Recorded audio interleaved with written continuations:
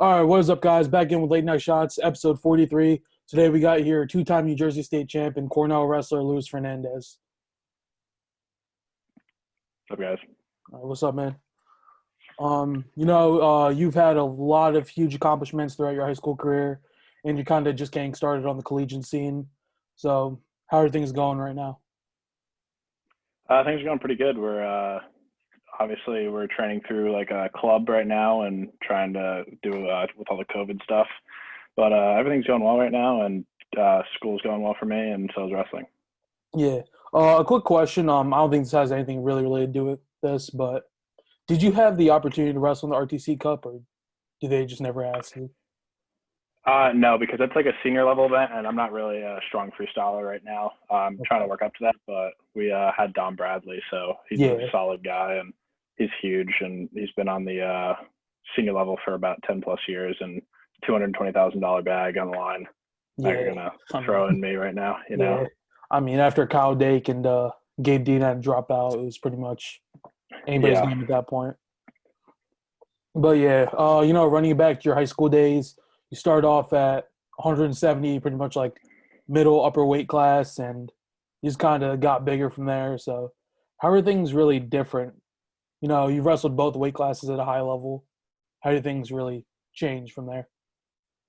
I'd say for at the competition wise, I'd say it's changed in strength. Guys are a lot stronger. And I wouldn't say it's so hard to like gauge because I'm so young and I wasn't really developed when I was 170 pounds. I was 14 years old when I was a freshman in high school. So it's just so much different. It's really hard to gauge, but I'd say the biggest thing would be the strength of the guys now, and especially at the Division I level of college. They're so athletic still, so like it's not like they got much slower. Like they're still real men, and they're moving fast and they're strong. Yeah. All right. Oh, I actually got some good stories about this. I remember I was going to wrestle my first ever varsity match.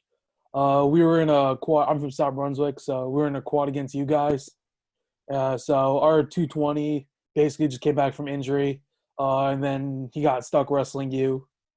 You hit him with like the Oh, really? nastiest. You kind of just like dove at the ground. He fell, and you like it looked like the nastiest duck I've ever seen. And then you kind of just whooped him, and then he's out there talking shit to me the entire day about how you were good, and I lost. What was his name? Sam Huff. It was bad. Yeah. I think it was like my first ever varsity match. It was rough, just that whole first month. But then, I remember. I think the following week, you pinned Michael Tile from Manville, and that was when like Yeah. okay, yeah, because we would have this competition because like obviously we weren't that good. We were maybe like region level at best, both of us. It was like, oh, who wrestled more state qualifiers? Your name just get brought up over and over again. Yeah. And So so that was you're my class, right? So that was, I'm or a you year you're younger. younger. Yeah, I'm a So year that was younger. your sophomore year, my junior year then? Yeah. Okay. And then I remember what kind of so you were wrestling 220 and heavyweight. I think both of you guys were 220s. But then before districts, I think it was, you made the choice to move up and you took the number one ranking because you pinned Tile there. What kind of caused you to pick the weight class? Was it So that was a whole bunch of things that we were kind of analyzing. I knew eventually I was going to go up to heavyweight, and I just wrestled the week before the number two ranked guy at 220, and I had a pretty good match with him. I think I won at 9-0, was that and that that was later down Delvecchio? Lika. Okay. Later on Lika, Devecchio got injured like 2 weeks before, I think. Yeah. I'm not exactly sure So it when was he got injured. before that it was a Chardy, Delvecchio, then Lika. Yeah, Okay. but so he kind of moved up, and he placed second that year in the state tournament. And after that, it was just kind of more of why not just go for the big bucks, and like I'm a little, might as well just shoot big and see if I can take out the heavyweight weight class. And we did just executed that and move forward with it. Yeah. So going up to heavyweight, you I think you pinned your way through the district, and in the region final, pretty much I forgot the name who you beat it through was, but you make it to the state tournament. You're undefeated. You pull a 6 seed, being you have no real criteria at that weight class. And I think you and Cody Wood from Pennsville are the only two undefeated guys in the bracket that year.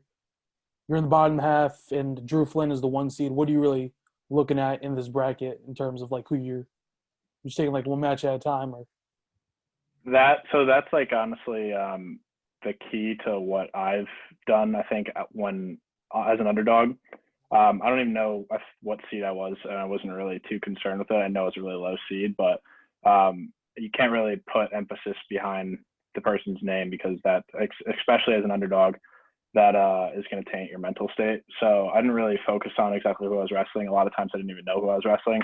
My coaches would just do it for me, and they would just let me know like, "Hey, you're on this mat soon," and I would just be like, "All right, that works for me." So I wasn't really too worried about it. I know Flynn was a big guy. He's actually at Cornell now. He's a great kid. I'm good friends with him, and I know he was the 1 seed that year. But yeah, I think you just can't really focus on stuff like that. You just got to keep moving forward with what you got in front of you. yeah. My team actually did mock brackets for the state tournament that year, and I had you and Cody Wood meet in the finals. I don't know how I predicted that. I saw you wrestle my teammate, and then I wrestled Cody at the holiday tournament. So I did have Cody winning 3-1 just because he beat my ass pretty bad. It was like one of the worst matches you could imagine. Dude shot a high crotch. I sprawled. I'm like, this kid is 220. He's not taking me down. Proceeds to lift me, and it just ended bad. But I somehow Yeah, predicted you two get into the finals, and it happened. You probably had a more dominant route that he did, but I think neither of your paths are really in your favor at that point. So we start off with like the round of 16. You have the big dude, probably one of the most dominant dudes in the bracket, Joe Andes from Hackettstown. So do you remember like anything from that match, or like? Because I think that looked like be your most competitive. that tournament. So I think that was a style clash for me, if I can remember properly, because he's really short and Yeah. bulky and very strong, and I was really long on him as a leg rider. If you're riding Yeah. something really short with a short torso, it's hard to ride. And I think he got out for me because I got too high, and I I could just vaguely remember the match, but I think that's how it went. And I think that he gave me the most trouble because of like his physical qualities that Yeah. he had. I think that was maybe the one time you got taken down at that tournament. Oh, that's what that was? I think I think I've watched his matches a lot, but you went for a power half with double legs in, and he kind of just rolled through it. Oh, okay. Yeah. So that I got reversed then? I think so. I think you was like Okay. 5-2. I just watched it was like Yeah. an hour or two back. But Yeah. you pretty much other than that, it looked like you pretty much cruised your way to the finals. Like Yeah. dominant wins, nothing too close. But you see a bunch of guys that could have made it out the top half. You know, I kind of predicted Cody, but most people were looking at either Drew Flynn or Jervy Sistrunk from Brownbrook. You end up meeting Cody win the finals. Two underdogs there, the only two undefeated guys left at that weight class. What are you feeling like going into the finals? So I actually never really knew who Cody was going into the finals, and I think the night before, in my head, I wasn't really exactly too sure on how I was going to do, and I was really nervous the night before, and I was just like having doubtful thoughts and um, good thoughts, and I was just like, why am I like on the fence about like how I feel about this? Why am I? I'm a junior. I have a whole nother year. I'm just gonna go guns blazing, just try and score as many points as I can, not be defensive at all. And I think that thought process that I had to just go out guns blazing was the best I've made in my wrestling career. Yeah, probably one of the most dominant performances I've seen in the state final. Yeah, You, John Poznanski last year, and your senior year. Probably some of the crazy matches I've seen. He takes, I think it was a bad shot, and you just immediately throw legs in and get to working on top. Were you more just like, okay, I'll be aggressive no matter what happens, or did you try to, you know, you be more cerebral about it? I tried to just keep pressing them. I remember my coaches were yelling at me to like, you're up 12-0 or something like that, calm down. Like I think I did calm down on the super aggressive shots, but I knew I was going to try and keep scoring and keep doing stuff. Like I wasn't going to try and go out of the way and throw myself in dangerous positions for something that, or for, I guess, 3 points at that point. Mm-hmm. So you know what's coming next, the infamous chin whip. Just like walk me through that. So that's something that I learned from my 170-pound days. I was wrestling my brothers, and we do really stupid stuff in practice. And it's just kind of muscle memory. I don't even remember. My coaches said it scared them a lot, and I just kind of threw it and went for it, and it worked out, I guess. Yeah. So now you're state champion. Like, what's going through your head after that match? It felt it's this weird feeling that you feel it's not very different, to be honest with you. You feel like I'm the same person as I was before, and you think you're going to feel totally different, but you don't. And it's a really weird feeling. Like it's really hard to describe. Okay. I mean, yeah, it's interesting. So, your two brothers, you're the only one to win a state title. I think, was it Scott, I think, placed that year? I think he was somewhere there. Round of 16 twice. I know he didn't place, but he came very close to it. And I think that they made me as good as I am today. I think that being able to see what they did, and I was able to change my what I saw from their mistakes, and they were obviously pushing me every day. Yeah, so you won a state title as a junior against pretty much, no, I don't think anybody really projected you to win that year. Looking at every projection, nobody projected Cody to get that far either.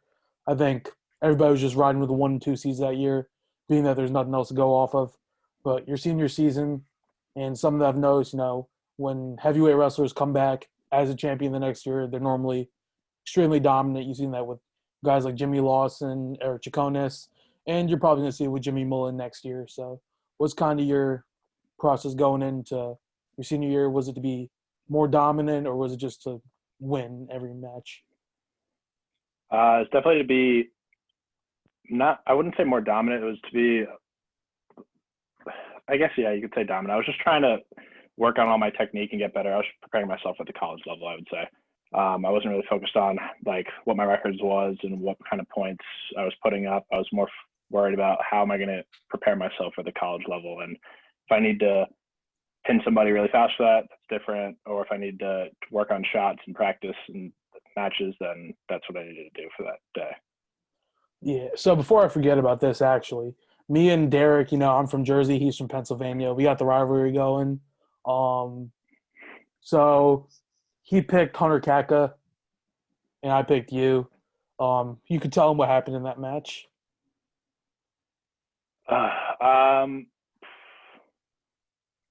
Which one are you? Which one are you guys I mean, talking the one I saw you. I wrestled. But... Okay, yeah. Was that Fargo? I think it was at 220. Never mind. Yeah, so I wrestled. I think I was 1-1 with him in Fargo. I think he beat me in Greco. I beat him in freestyle, or one of the two. I don't know. That's the only time I wrestled him in a match. I know I wrestled him in practice last year, 2 years ago. We had to practice together, but yeah, he's a good kid, and he's solid. He's strong. And I've talked to him before, and he sounds like a good person. So I think he's going to do really good down at Virginia Tech. Yeah. So I go to college in Pennsylvania. I'm wrestling D2. So we have this debate one day. I said New Jersey over Pennsylvania, but I go to college in Pennsylvania. So that didn't turn out well for me. And then we just argued like the entire night till like 4 o'clock in the morning. Let's get this straight. We went through every single flow ranking at every weight class. Rankings don't matter. Picked and pulled where everybody was at. And Team PA had more number ones than New Jersey had. I think it doubled the amount of number ones New Jersey had. He's trying to say that. He's trying to say that Nick Bouzakis would beat Robert Howard. Who would beat Robert Howard? He said Nick Bouzakis from Sem. Wyoming Seminary. He's not beating Robert Howard. I think he does. I don't think he'd beat Rob. Rob's really good. I do think that kid's pretty solid.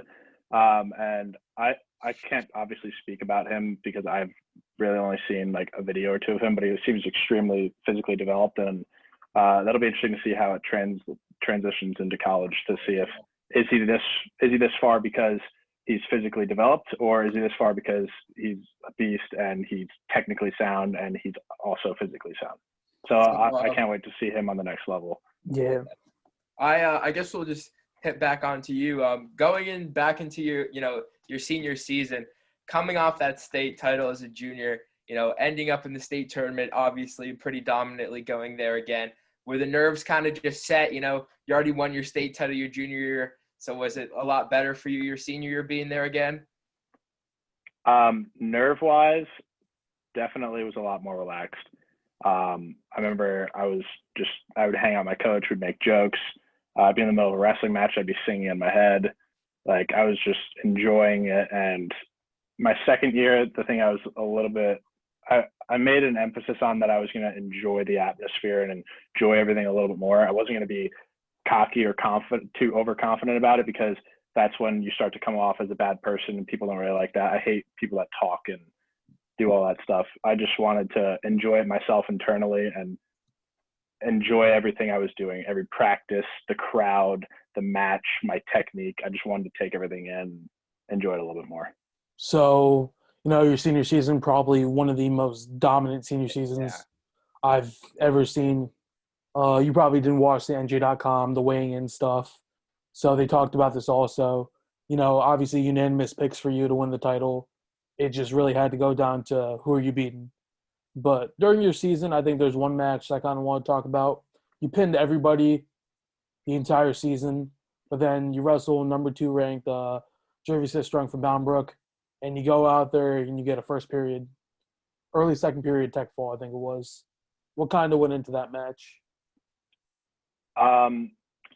So I remember I was in the middle of the match, and not the middle of the match, probably like first period, I was up like 8 or 10-0, and my coach, and like before, my coaches were just thinking like there's a lot of talk that I was just throwing people, and like I was catching them. I wasn't actually like as good as that. And I remember my assistant coach Ricky Kurtz, he like just tells me to tech them, because like to stop the talk, stop all this stuff. He goes, just run up the points and just get the tech fall. And so that's just kind of what we did. We decided to do that instead of going for a pin. And then I did wrestle him later in the season too at the region finals. Mm-hmm. And you pinned him in the first period there, so I mean, yeah, it's really what it is. But you're back into what'd you put on, like I think like 30 pounds after your junior year? Yeah, so I think I was about 225 in the states tournament junior year, and then I came back to 40. So put on a little bit of weight, and not 30 pounds, but I mean, you looked massive, like compared to other dudes. I know when you wrestled Gashi in the finals, like you kind of looked bigger than him, and he was a guy that cuts. Like 284, yeah. Yeah. I remember at the state tournament, I saw Gashi, and then he just kind of towered over me, and we weigh the same amount too. Yeah, he's a big dude. I think he's at Colgate now, right? Yeah, he's playing football at Colgate. Yeah, been there, done that. Not fun. But there was a couple other guys that were in talks, but it was really a fight for second right now. But you probably, going to your state final match, you just kind of looked like you were chilling there.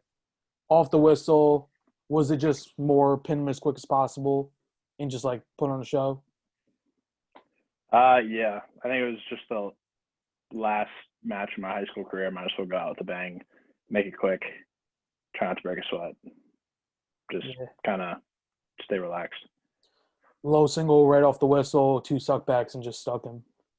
After that match, your career's as a high school athlete's over. So what are you really thinking after that? After that, I was thinking there wasn't really like anything, like I didn't want to like celebrate too much. I just wanted to go hang out with my family, I think, because they really got me to that point. They say that there's a saying that it takes a village, and like my dad taking off so much time, driving me to practice every day. He'd leave at like 5 a.m. and then he'd come back at 6, and then he'd drive us to practice in almost Pennsylvania for practice, and we come home at 10, and then my mom would wake up and like make us breakfast and do all that stuff. So like they both just did a lot for me, and I just kind of wanted to spend time with them at that point. Yeah. So your college decision, I think, probably came a little bit before this, but what Yeah. kind of went into that? Because Cornell probably has one of the best practice teams out there with Kyle Dake. Gabe Dean was a coach at this point. The Diakomahalis brothers, and then you have a bunch of other guys coming in. Did Chris Foca, Julian Ramirez, and Jacob Cardenas come into Cornell kind of affect your choice? Or I'm not exactly sure about the timeline. I know I originally did commit to Virginia Tech, and then I changed that. But they did have a really solid recruiting class, and that's always something that was beneficial there. But I think the big thing for me was the education. I always wanted to have a really good education, and for me, I wanted to do finance and some sort of banking. And I think the Ivy League has the best route to that, and I don't think Virginia Tech could have provided me that. They definitely do produce people with very good jobs, but I don't think that the banking sector is exactly their niche. yeah, I think Trent Hilger said pretty kind of the same thing. He was recruited to Cornell, but then he had different aspirations for what he wanted to go through. And then he kind of wanted to be more focused on being an athlete, so he had to pick Wisconsin, which was kind of a better fit for him. Because again, Brendan Furman was a guy he was competing with to get recruited, so it kind of just went back and forth right there. And they said if you don't commit to Cornell for this deadline, we're picking up Furman, and that's kind of what happened there. Yeah, so a lot of teams do put guys on deadlines. I know, like, I've been in this position before where I was on deadline for scholarship money, and that's something that they have to do because they got, I mean, obviously Cornell doesn't do it, but big schools, they got money that they need to give away, and that's the game. And if you look at it, it basically is business, right? And you're doing business with a bunch of 16-year-old kids, and you're giving them, I mean, some schools go up to what, $70,000 a year in scholarship money, right? Mm-hmm. That you're doing, yeah. I don't know what the math is on that, somewhere in the $300,000 range with a 16-year-old kid, if you give them a full ride. Yeah, so, $300,000 business deal with a kid that can't drive yet, Yeah, so it's definitely something that they have to go through, and it's something that you have to strategically plan out. So, obviously committing to Cornell, obviously, that dream's come true for you after claiming a second state title. You've done it all, everything you've wanted to do. 2 state titles, now committed to a Division I college. What was it like that first day walking into the Cornell practice room? First day walking in the Cornell practice room. I wouldn't say intimidating because I think my first day was just all the redshirt freshmen because we were Frogs that year. I think now we changed to Spartan because we just picked up the Spartan RTC funding and sponsorship. So I guess now if you call it the Spartans, it was just us, and it was a lot of fun because before, when I was in high school, I didn't really have those kind of training partners. I would go to Blair like once a week, or probably more than that my senior year. I was traveling to Blair like every week to practice with like Owen Treffin and all those good guys.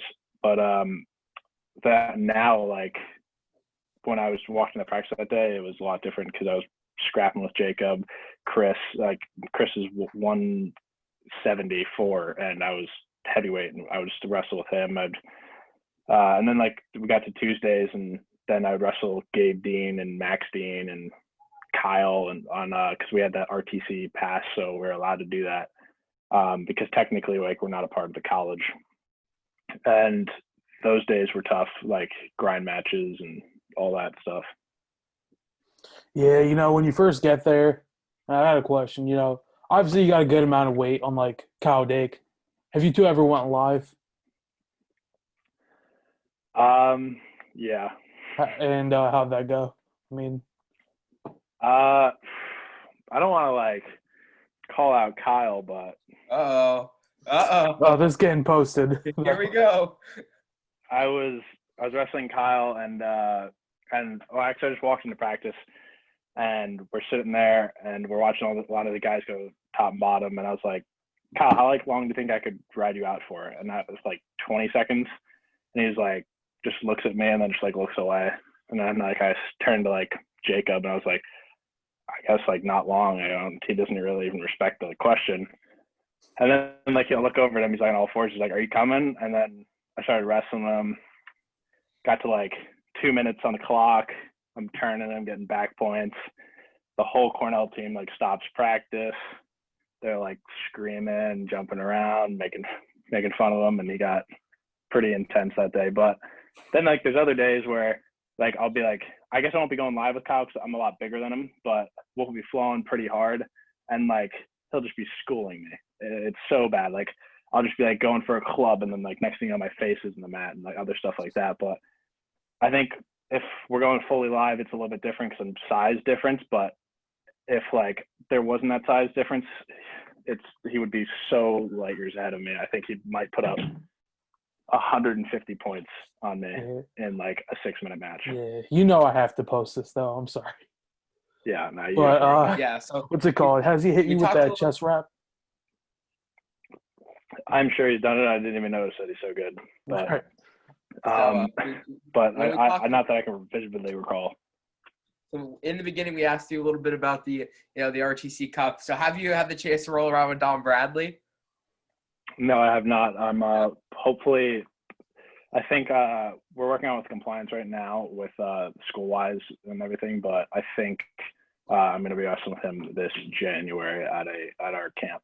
Yeah, because obviously we've had him on the show here before. He talked a little bit about the guys he was working with. Heard a lot about Zach Elam from Mizzou, who obviously we've talked to him as well. So obviously I'm sure you're gonna have some good run-ins with Dom. I'm sure it'll be a good time. I'm sure he'll teach me some stuff and put it on me. So I can't wait to wrestle him. Into outer space. I had a follow-up question to that. Again, he's talking about guys like from the same school. Don Bradley is an alumni from Mizzou. But have you ever, I'm pretty sure you know these guys like Jimmy Lawson, Eric Chaconis, and Jimmy Mullen. Have you ever practiced with like any of them? Jimmy Mullen, I have not got my hands on yet. Jimmy Lawson, I have not either. Was it Eric Chaconis you said? Yeah. I did wrestle him, but I wasn't really old enough at the time. I think I was a sophomore. I was 190 pounds. Yeah. What was he? 220 at that point. He was heavyweight. He already had heavyweight. I think he already won a second state title at that point. And yeah, he beat me I think that time. I was like pretty small, but he beat me pretty sound. Yeah, him and his brother Zach were like insane in high school, and then kind of just yeah, they're both really impressive kids, and they both you can't really tell which one's better. I mean, Zach, they both did things that others couldn't do. Right? Eric won 2 state titles. Zach was the number 1 kid in the country at heavyweight, so they're both pretty solid guys. Yeah. So starting off your redshirt year, you've had a good amount of ups and downs. You say it to yourself, there are levels to this. It's not like you're just going to go out pinning kids in like 30 seconds, just like you did in high school. So you've had some matches, you're again a leg rider. It's going to make it easier for you to stack on points when you get it rolling on top. But what are some of the tougher matches you've had to go through in your redshirt season?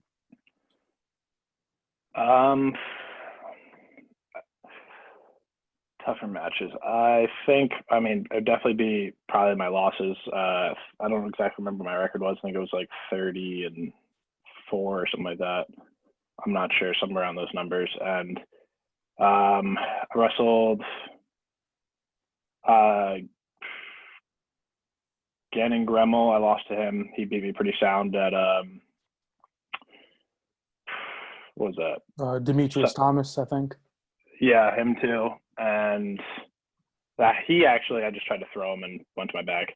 But he's good. Gannon Gremmel, yeah, he's good too.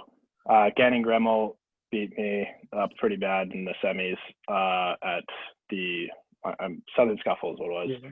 And then Kirklevet, I wrestled him. I think I lost him 6-4, 6-5. Yeah, that was an impressive match too. I couldn't find any recordings of it, but again, Kirklevet's a guy who's talked about that potential to be Gable Stevenson next season. Yeah, that one was pretty good. I remember just looking around halftime, just a bunch of people pounding around the mat watching. But that was a pretty solid match. He's a solid wrestler. I can't wait to wrestle him again. I think I'll wrestle him this February or something like that.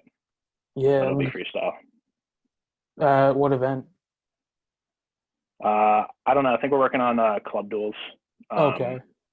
and stuff like that. So Yeah, because I know he already qualified for the trials after this. yeah, well, I mean, it's also not a guarantee I wrestle him, but we're pretty sure working on the Penn State Yeah. club duel.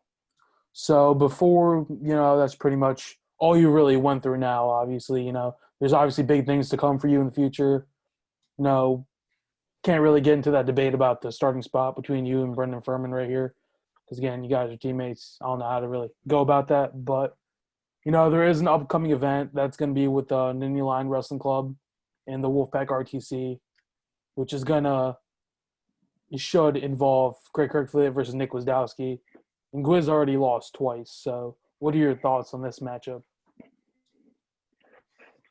I think I would take Gwiz on it. I think Kirklevet is very athletic. I think he's pretty strong. I don't know if he's technically there yet, but I think if Greg does, and he's at Penn State, so he's inevitably going to. I think when he does get all this technique down and all that flow, because I don't even know if he's been wrestling for that long, but when he does get that down, he's going to be extremely good, and I wouldn't put it past him to be one of the top guys. And obviously, I think he already is one of the top guys.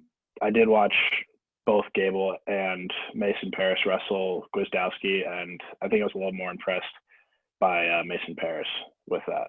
Yeah, Yeah, because obviously Gable kind of just scored 2 defensive takedowns if you break that down, and then Yeah. Paris is out here putting up points on him like I've never seen anybody in the world do that to Nick Wisdowski, except for maybe Kyle Snell.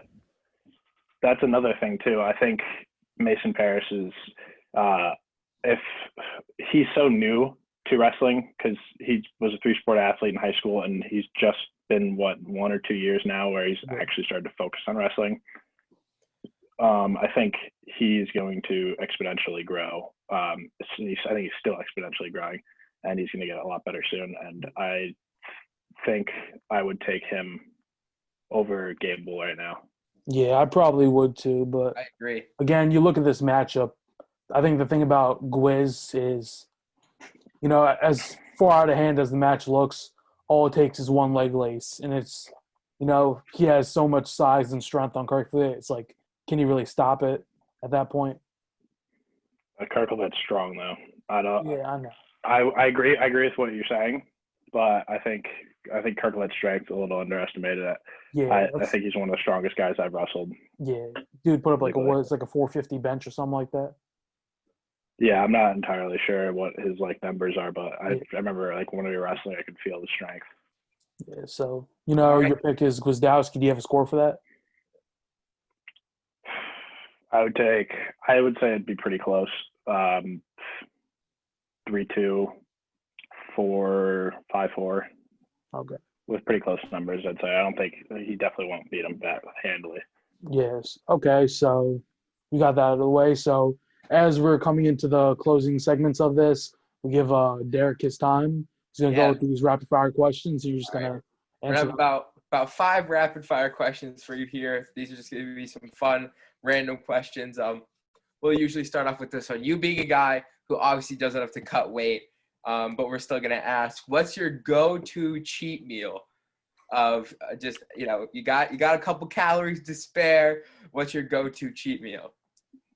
Definitely like a loaded burger. Just anything inside of fries. Every heavyweight says the same thing.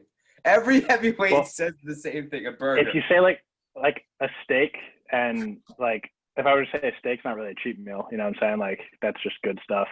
I don't know, maybe like a pizza, but I like the meat. Love meat. It's the same thing because he's right. I'm gonna just let that be known though. Yeah. All right, here we go. Next question: if you could take 3 of your Cornell teammates to be with you in the zombie apocalypse, which 3 are you choosing and why? All right. Colton Yapushin probably, because that guy during his frog year was up here just killing deers and just hunting all the time, gutting them right in the back. Everybody has that teammate. Everyone has a guy on their team. The gun guy, I like to call him. The guy who has all the guns. Probably my roommate, Jonathan Fagan. He's a pretty smart dude, and he's from Idaho, so he knows a good amount of stuff. And who else would be the last guy? I'm shocked that you did not pick Kyle Dick or Gabe Or Dean Yanni. yet, I was but, gonna say or Yanni. Yeah. Zombie, yeah, but like, what are they? I don't see that what they're benefiting. Like, Bro, I guarantee you Gabe Dean could knock out a zombie in like one punch. Yeah, but then or do whatever. He's getting, but like you don't want him to get near the zombie. Yeah. Right? Yeah. I know, but like if it so does, like their physical capabilities now are like diminished, right? Because if they get near the zombie, now they're zombies, and now I have a Kyle Dake zombie coming after me. And that's no, yeah, you don't want that. Yeah, no. Yeah. So you got one more of your teammates.